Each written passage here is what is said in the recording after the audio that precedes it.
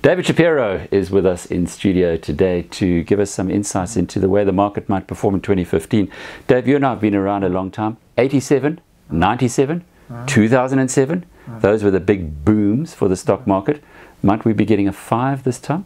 I think so. I think one of the big drivers of the market that hasn't been discounted is the lower oil price. And the oil price has come down dramatically. What we have seen in markets are the negative sides of it. It's hurt the producers, but what we haven't seen is where the consumers are going to benefit. So we could have a boom. I reckon globally we're going to have a boom which will eventually come to our country. I think we might be a laggard, but I think the demand that it's going to produce in America, China, India, Europe, these are all importing nations. Suddenly that import bill is going to be so much lower that it has to have some kind of benefit on the consumer. It's taking a bit of time to filter through, but I think it's going to be a big benefit to us, and to us as well, you know, to South Africa as well. Petrol prices come down, I don't know, what, almost 30% or more. The worry is that maybe government might want to take a little bit of it for itself. Well, at least if it does, it's not going to push up our taxes, is it? Exactly. So if you do see a boom coming in 2015 on the stock market, what would your pick be?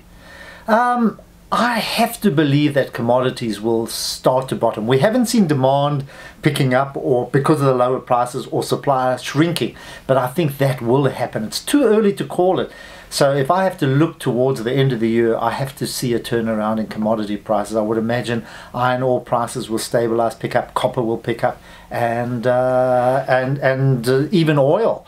I would imagine oil not going back to where it was, but certainly to levels that are going to make it more palatable. Kumba was the worst performer of the big stocks last year, down 46%. Is that the one that you'd be looking for a turnaround given the scenario you've painted, or would you go elsewhere? I would probably choose Sasol. I would look at Sasol as the turnaround stock. Okay, for those of us who don't think that oil is going to come back, what would another one be? Maybe Anglos then as well, on the basis that you're going to see iron ore prices picking up, copper prices picking up.